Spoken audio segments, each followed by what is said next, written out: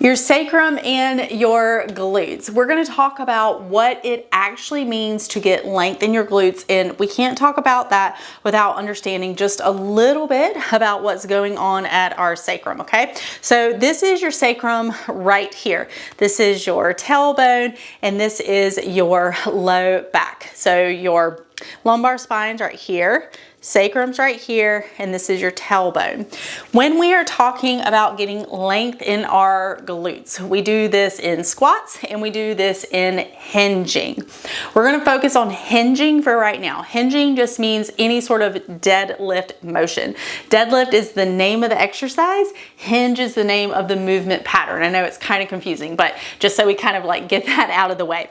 Now, when we are talking about hinging, we're getting length in the glutes. The glutes are the muscle that sit on top of our hips. I'm sure we all know what the glutes are, but your butt, okay? Your butt is mainly what we are talking about when we're talking about getting length in the glutes. Now, to get length in your glutes, a few things have to happen, one of which can be kind of tough postpartum. So, to be able to get length in your glutes, you have to have the ability of your sacrum to nutate.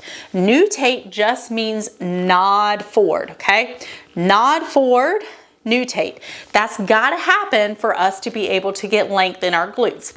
Why does that have to happen? So when the sacrum nods forward, it means that we are going into a little bit more relative internal rotation at the ilium. I won't go into the specifics behind all of that, but that is why that nutation is really important, because it is generally coupled with this motion of internal rotation at the pelvis. And as you can see, look at this space right here, okay? So this is kind of your posterior pelvic floor space right here.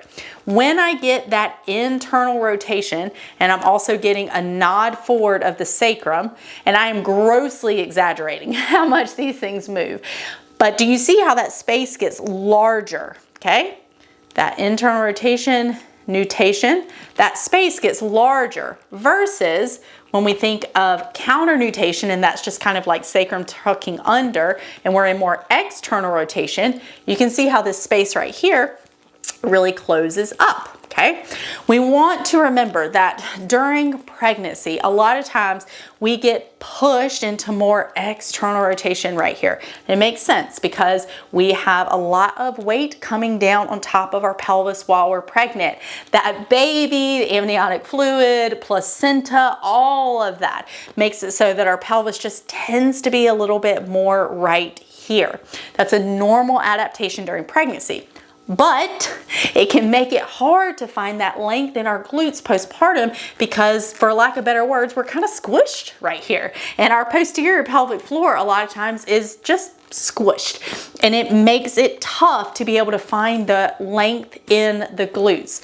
We are going to work long and hard on finding length in your glutes because they are a powerhouse that you need access to, especially for climbing, but also just in daily mom life and to feel amazing.